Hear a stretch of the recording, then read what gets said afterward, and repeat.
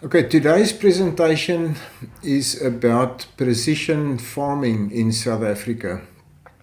If you think farming is mainly manual labor with donkeys and oxen, then you are in for a real surprise. Some of the most advanced technology is used in agriculture today, as you will get to know. Now, we not only have an expert as the presenter today, I also invited a farmer friend of mine to add his experience of precision farming to the presentation. Stefan Buys is a young and leading arable crops farmer near Heidelberg in Gauteng. Stefan has many interests, but his main goal is to apply leading-edge technology in his successful farming operations. Stefan will listen to the presentation and possibly add a few practical examples or ask a few questions that we might not be able to ask. So welcome, Stefan, and thanks for joining. Our presenter today is Dr. Louis Ehlers from the Omnia Fertilizer Group in the Northwest Province. Louis obtained his academic qualifications from the University of the Free State. This includes a PhD in soil science. He also studied crop production and water management in Israel. Louis started his career as a soil scientist with an agricultural co-op in Leeudoringstad in the Northwest and joined Omnia Fertilizer in 2009. He currently holds the position of Manager Nutriology Solutions Development. Now, over the years, Louis has received numerous awards, such as multiple Agronomist of the Year awards and the Soil Science Society of South Africa President's Award for the best paper presented at their Congress. He is the author and co-author of numerous publications in soil, crop and water management, including scientific journals and other popular media. Louis is married to Suzette and they reside in Klerksdorp in the Northwest Province with their two teenage children, Judelie and Zandre, from where he joins us this morning. So a warm welcome to Louis. And Louis, I hand it over to you. I've enabled screen sharing. Thank you very much for the opportunity once again, Johan. The presentation today is just to give you some insights and background towards the precision farming technology that's currently being used in South Africa. But before I start off, and hopefully it's okay with you, just to give you some background towards who is Omnia and what Omnia is doing in South Africa. Now, Omnia Fertilizer of Omnia Group consists out of three divisions. The first one is the Agriculture Division, or Omnia Fertilizer as commonly known, and that is the division that I work for. And the fertilizer company, in essence, is the only company in South Africa that manufactures fertilizer. All the other companies import fertilizers, but Omnia Fertilizer is the only company that manufactures ammonium nitrate-based fertilizers. The second division, you can see for yourself, is called BME, or Bulk Mining Explosives, and they are responsible for emulsion and packaged explosives. There's also a company involved with BME, is Protea Mining Chemicals. And then the third division is Protea Chemicals, which is the manufacturer and distributor of specialty chemicals, which also includes Umango Petroleum. All right, and then just to give you some insights, South Africa is not only a Omnia is not only a South African company. We are in existence for 68 years, and we operate currently in 25 countries with a workforce of approximately 4,200 employees. All right, but enough about Omnia, and let's get back to the topic of today. And as you can see, I just want to start off quickly to give our audience a quick overview of what precision farming is, the advantages of precision farming, and then we can move into the components or the technology part of it, which consists out of the information, the technology or the hardware, and the management of the system. Right, so the first question I think that many of you have is, what is precision farming? Now, if you go to, or if you will search precision farming on Google, you will get numerous results, and you will see nowadays it's also referred to as precision agriculture, or as we in the industry call it precision ag. There's also a shift towards digital farming, smart farming, and as your group is the fourth, or is interested in the fourth in the industrial revolution, so it's also referred to as agriculture 4.0, which is the evolution of the precision farming concept into the Internet of Things. Right, if we then look at the definition of precision farming, you can go and Google it yourself. There's numerous definitions, but the essence of it is precision farming is to manage spatial and temporal variation by the means of technology. So that's the essence of precision farming, and the outcome obviously will be to improve crop performance and to enhance the environmental quality. So that's the whole issue of sustainability. Right, the advantages of precision farming, obviously we want to produce more with fewer resources, and also maintaining the quality of the produce.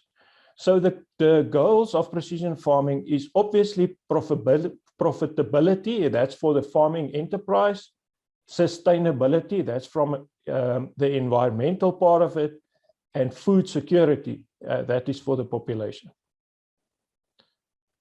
But enough about what precision farming is, and more about what today's meeting is about. The components of precision farming consists out of three components. The first one is the information part, and here's a lot of data collection tools that forms part of it. But the main, we divide it into two main areas. The first one is remote sensing, which utilizes satellite or drone monitoring, and the second part is proximal sensing, which is sensors or handheld devices, etc. Then the second component of precision farming is the technology or the hardware, the so-called field intervention tools, which consists out of precision steering or automated driving, the whole issue of GPS guidance. Then I think the most important one is the variable rate technology, where the application of farm inputs is done on a differentiated basis. And it also includes robotics, but I'll give you some insights to that a little bit later. And then the third and the last component of precision farming is obviously the management part of it, and the tools that we utilize to assist us in taking the necessary decisions. Right, so with your permission, let's look at the information or the data collection tools and the technology that we utilize for that. Now, first of all, remote sensing, and that is the use of satellites or any other airborne or unmanned aerial vehicles for multi or hyperspectral images. All right, so with remote sensing, the variables that we can deduct from these images that is applicable for agriculture includes the topography, for example, subsurface tile drain mapping. Now, this is more for the hill slopes where we incorporate contours, that's for water management. We also look at soil moisture and soil temperature, compaction, We can also monitor the crops themselves, like crop emergence and density, so we can determine the amount of plants per hectare. We can look at the performance of the crop in terms of nitrogen stress monitoring. We can even, from these images, we can even do crop disease monitoring. We can identify weeds, classify them. We can do crop yield estimates. We can do grain quality assessment and also crop residue assessment. Right, so there's a lot of things that we can deduct from these images, but I think the question that you have is how does it work? Now, as sunlight hits a surface like a leaf or the ground surface, the light is reflected back into the atmosphere. And that is in essence what we measure. We take a picture of that light that is reflected, and dependent on the color of the surface, the light that is reflected differs. So in this example, you can see, sorry, let me just get the laser pointer. When you have a healthy leaf or a green leaf, you can see that the red light that's emitted from the sun is absorbed by the chlorophyll or the green component, the green pigment within the leaf. So the red light is absorbed, so less red light is reflected back into the atmosphere, and more near infrared, NIR light, is reflected. And that NIR band that is reflected also gives us an indication of the biomass. This is in essence how this technology works.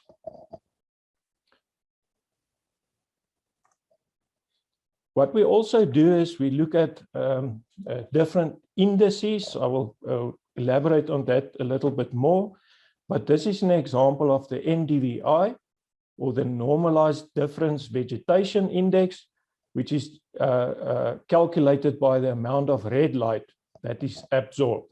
And as I said, we can make certain assumptions or deductions from that. Fortunately for us, there are the newest satellites gives us additional 4 so-called red edge bands.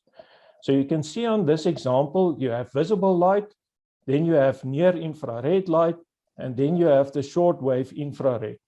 But just between the visible and the near infrared light, there are additional 4 bands, and they are called the red edge bands. And these allow for much more capabilities. And this is a technology that was adopted by Omnia Fertilizer, and we call it the Omnia Super 5 satellite remote sensing system. We use the Sentinel-2 constellation that is managed by Airbus. And what we can do with that technology is we can calculate 5 different indices. Now, the first index is the leaf area index, and that is the indication of the amount of leaves on a certain field. The second one is the moisture stress index. So we determine the water content within the leaves themselves, and we can make assumptions like, is the crop under stress, water stress, drought stress, etc. Then the third index is the photosynthetic activity index. That's the indication of the nitrogen status of the plant. So we can determine if the crop is under-fertilized or not. Then the fourth one is the one that you've already seen, is the NDVI, or the so-called plant vigor index. And that is the indication of the biomass. So we can use that to make yield predictions. And then the last one is the early senescence indicator, which is the indication of yellow leaves. And we use that mainly to determine if there might be some infestations, insects, or something that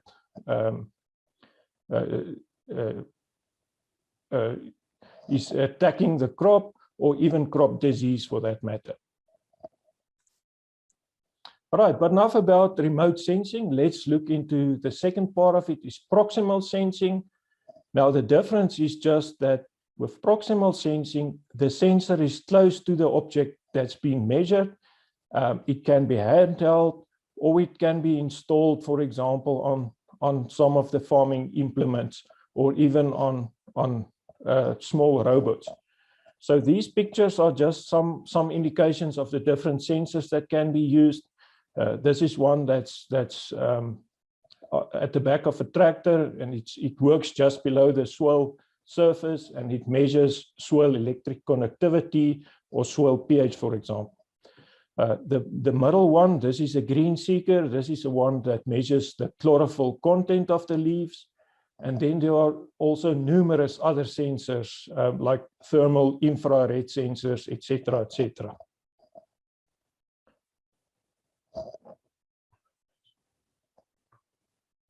Sorry, where's my measure?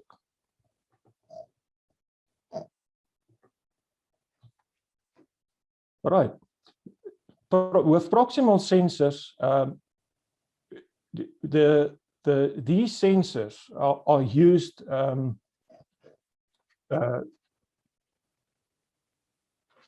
or the data of these sensors are fused into geostatistical modeling approaches. So we combine these with the technology on farm to do certain operations. Now, this example is the picture on the left is an example of proximal soil data sensor. This is the Soil Explorer. It's a device that was developed by Case International. And this is an electromagnetic induction sensor which measures soil strength. And according to the readings from this sensor, the tillage depth of the implement behind the tractor can be varied. We also have sensors that measures crops. I've mentioned that, for example. The picture on the right here shows a crop sprayer, and you can see the different sensors on the boom of the sprayer that measures the density of weed, and the application rate of the herbicide is then varied according to those sensors. All right, let's move to the hardware part then, or the technology, the so-called field intervention tools. Now, the backbone of precision farming is global positioning. All right. In the past, we referred to it as GPS because that was the only system that was available. But nowadays, it's called the Global Navigation Satellite System. And it's just a general term to describe any satellite constellation that provides positioning or navigation. Now, as I've said, the one that's familiar to most of us is the Navstar Global Positioning System, or the GPS system in short, as we call it. It's US owned, and it's maintained by the US Department of Defense. When we started off, in the early days, there were only 24 satellites. You can see currently it consists out of 31 satellites. But there are also numerous other GNSS systems like the Beidou Navigation Satellite System, which is operated and owned by the Republic of China. This is only a regional system. Then there's the Galileo, which is a global system, which is owned and operated by the European Union. We have the GLONASS, which is operated and owned by the Russian Federation, which is also a global system. We have the Indian Regional Navigation Satellite System. It's a small system and only for a small region for India. And then the last one is the Quasi-Zenith Satellite System, which is also a regional system that is owned and operated by the government of Japan. All right, so you can see there are many advances towards global navigation. But as I said, because it forms the backbone of precision farming, this technology we utilize for guidance or auto-steer systems. The advantages of this is if you have an auto-steer system on the equipment, I'll show you an example of that just now.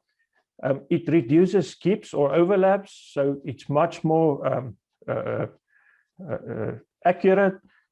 Obviously, it helps with operator fatigue. It's easy to use, and you can even work in poor visibility conditions. There are two levels of automation for steering.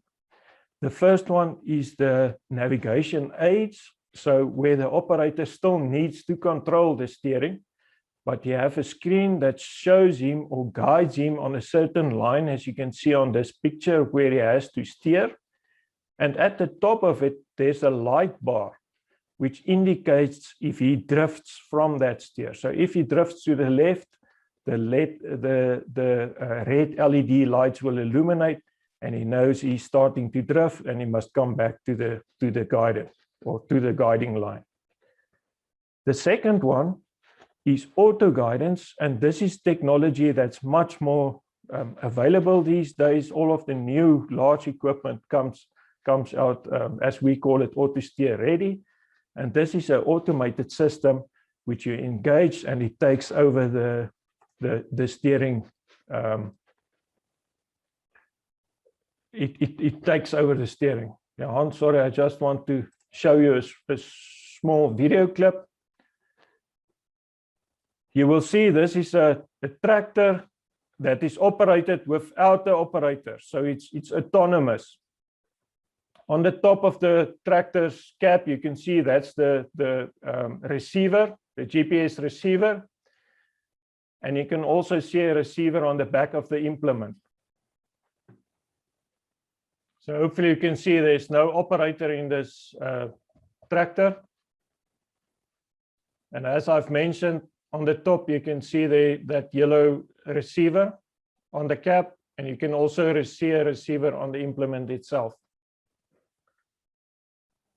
What's interesting, when it gets to the edge of the field, you will see the tractor slow down.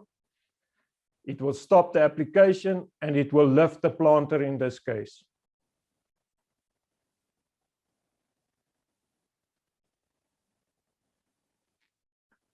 Then it will turn around.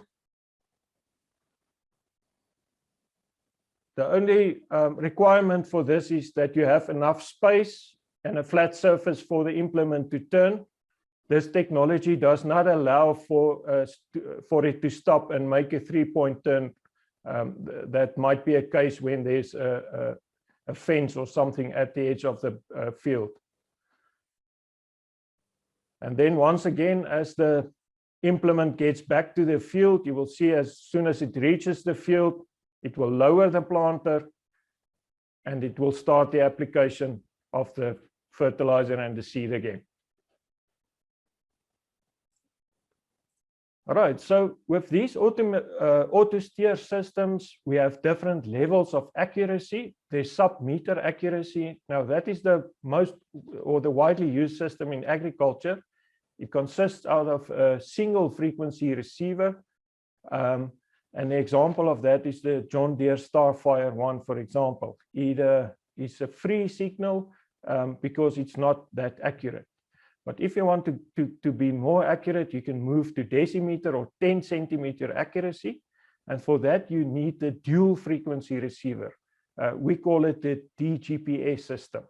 And the John Deere Starfire 2 is an example for that, but that is a paid signal. And then the last one is the centimeter, or in essence, sub-centimeter accuracy, where you make use of a local base station to implement a real-time kinematic differential correction service, or the RTK as we call it.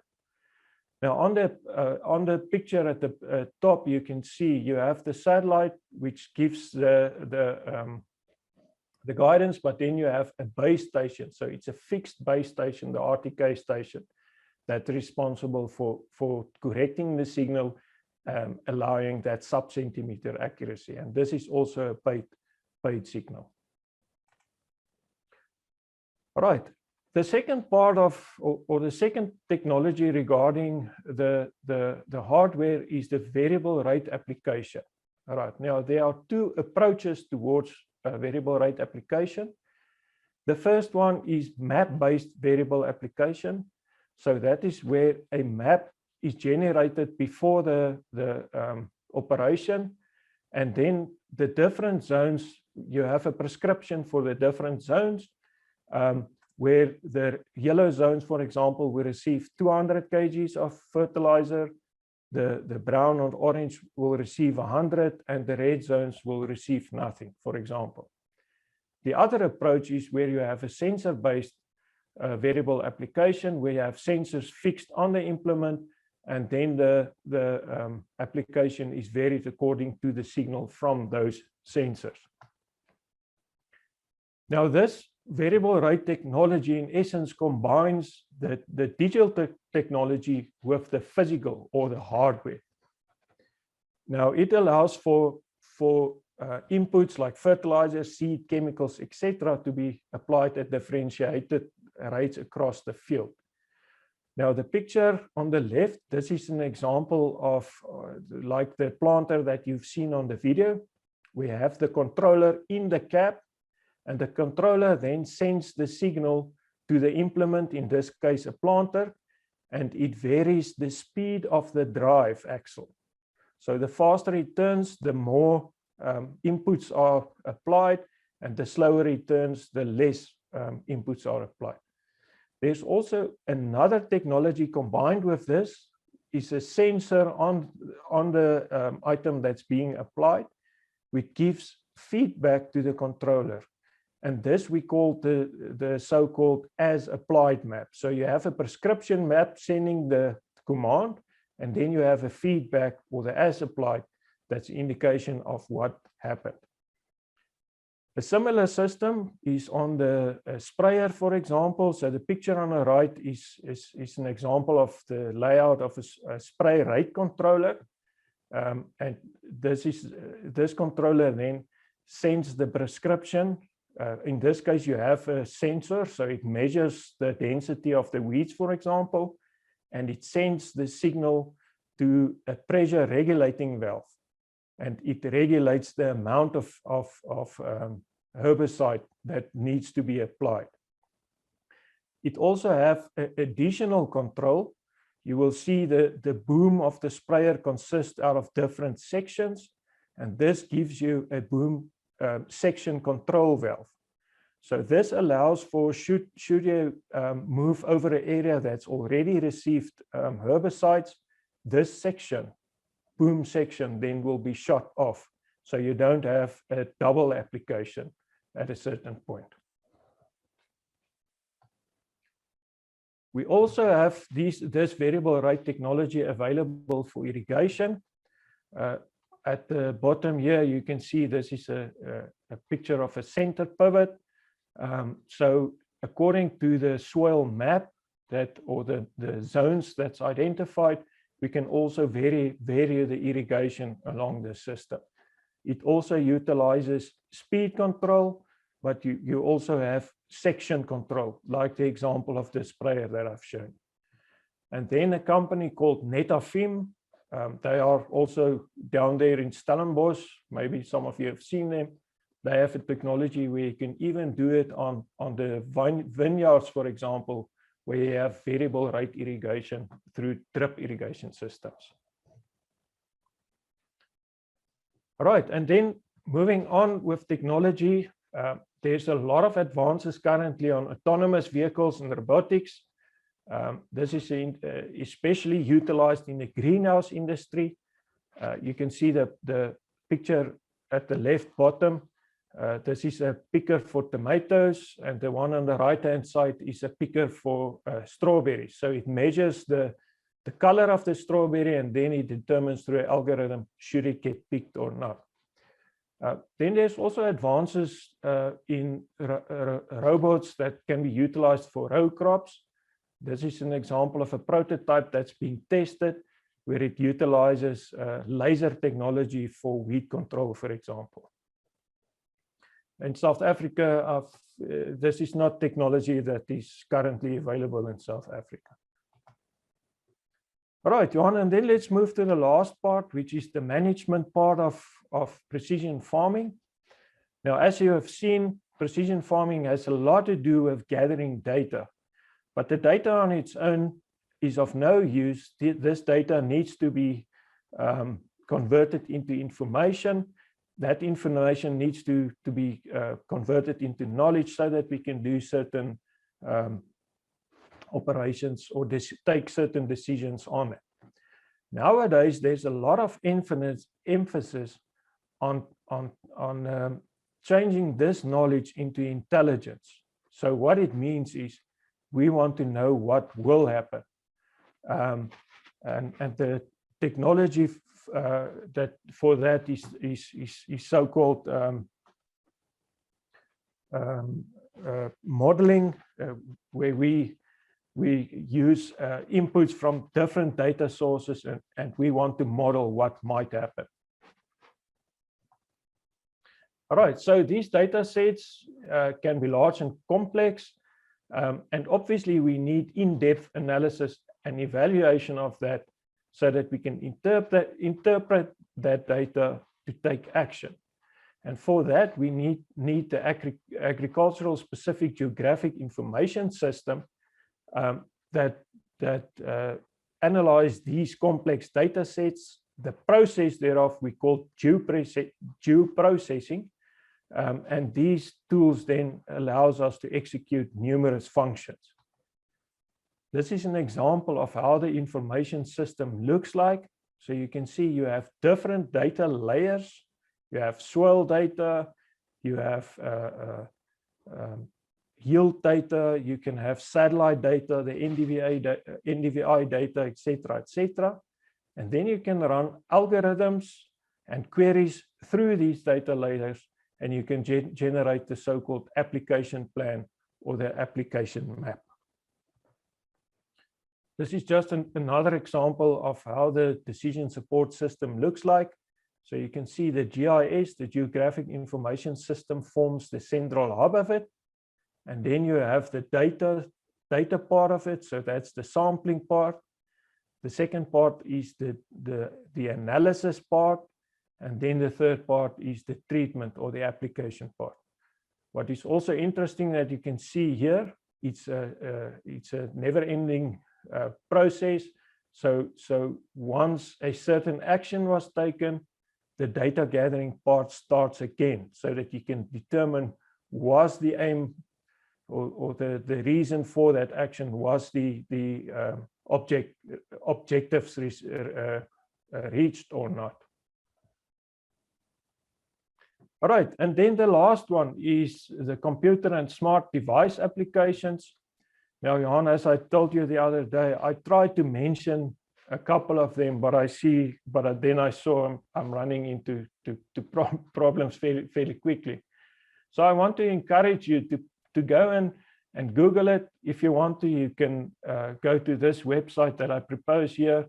There are numerous smartphone applications that you can use to calculate the concentration of herbicides, fungicides, etc.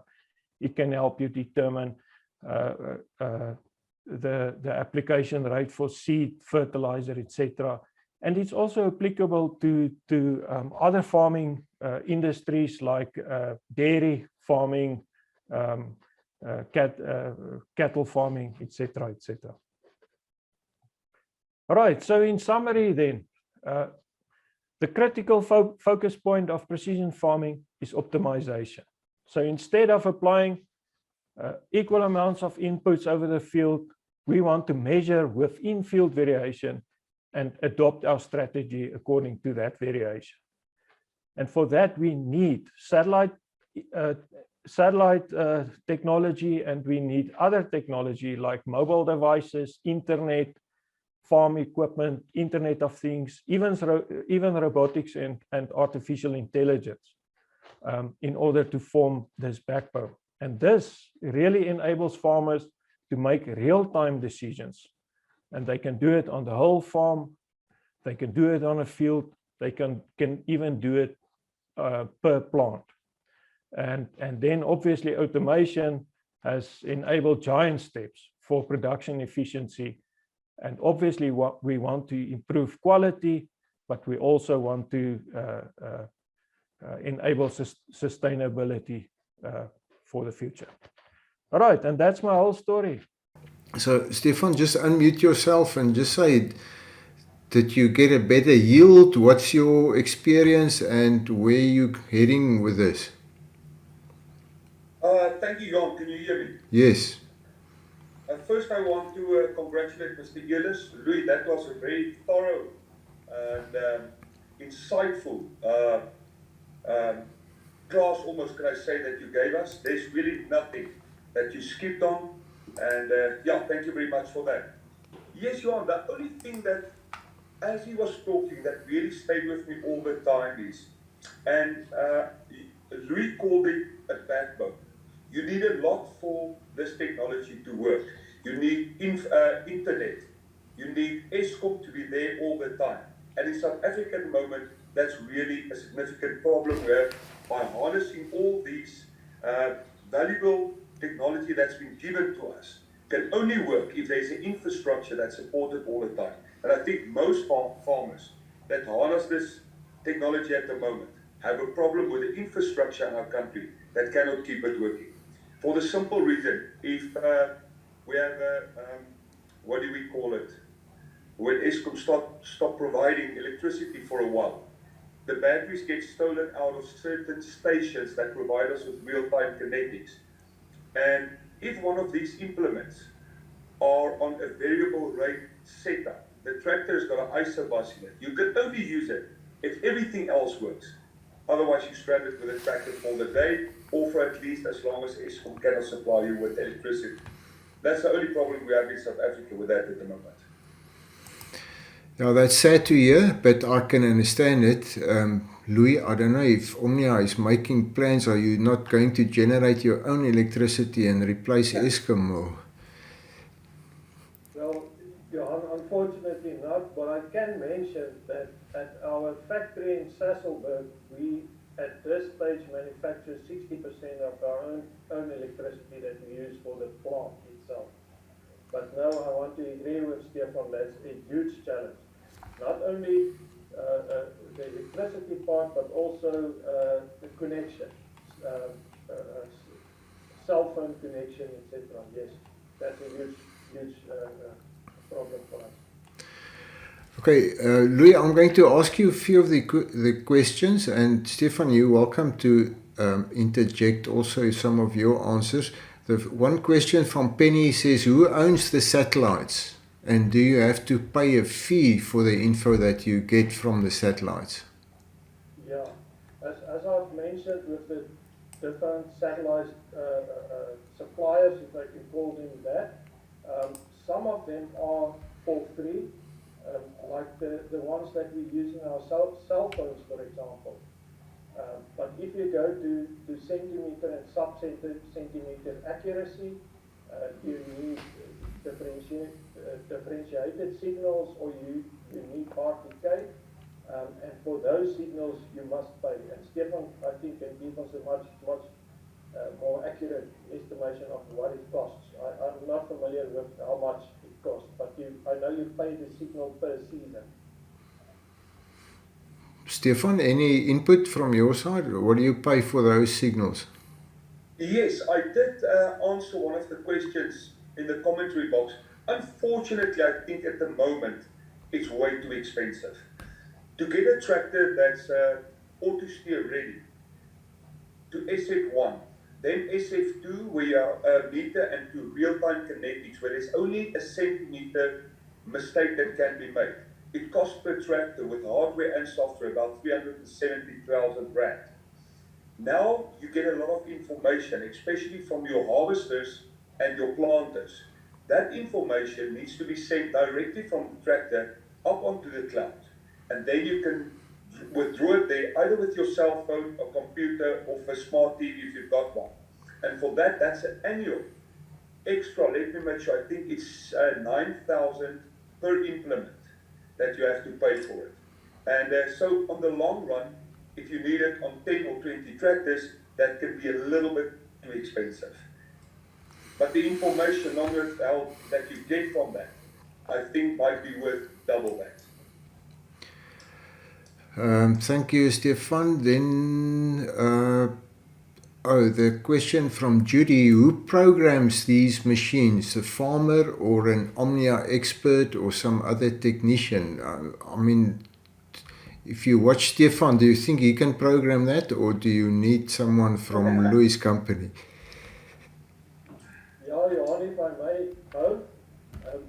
farmers that can write the prescription maps themselves, but I must say most of them make use of an expert, a consultant or the agronomist from his fertilizer company.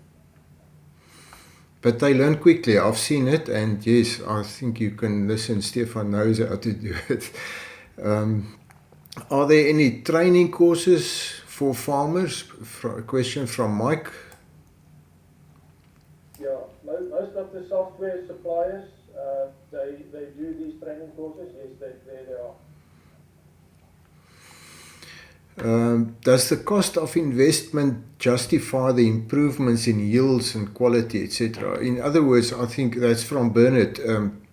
Stefan, if everything worked the way it should, if there's no load shedding or no other interruptions, will these additional costs still justify the additional yields? Jan, I think everybody, and with everything we do in life, we have to be very careful. You can get to a point where technology can work for you, but then you can go that, and it's exponential, the expenses of it. You can go that last little bit that might not help you. One must be very careful to get to a point where you can make valuable decisions on herbicide, poisons, the varieties you plant, how you look after your soil, and how you make corrections on your soil. But a lot of the technology tend to go just that little bit too far, where it's only very cool to show your friends it on TV. So every farmer, wherever he finds himself and whatever he's farming with, should decide where to stop with this kind of technology, because I know it's never going to stop. It's going to go further and further and further. One must make that decision yourself. When is this enough? When has it been expensive enough? And when has it done its job for me? The job that I want to have done. But still, the variable application of fertilizer or other chemicals, I mean, still the results are seen. The average yields nowadays compared to 20 years ago are, it's huge. The increase in maize, I'm specifically talking about yield in maize now. So surely somehow you must get a return on those expenses. Jan, I just want to make sure, is that a question for me? No, just a comment. Okay. Yeah, then another one related to the cost from Peter. I'm just reading his question. This is expensive equipment. Do the farmers purchase or hire it? Or how does it fit with the state's view that farms should be limited in size? Surely economies of scale are very important in farming today.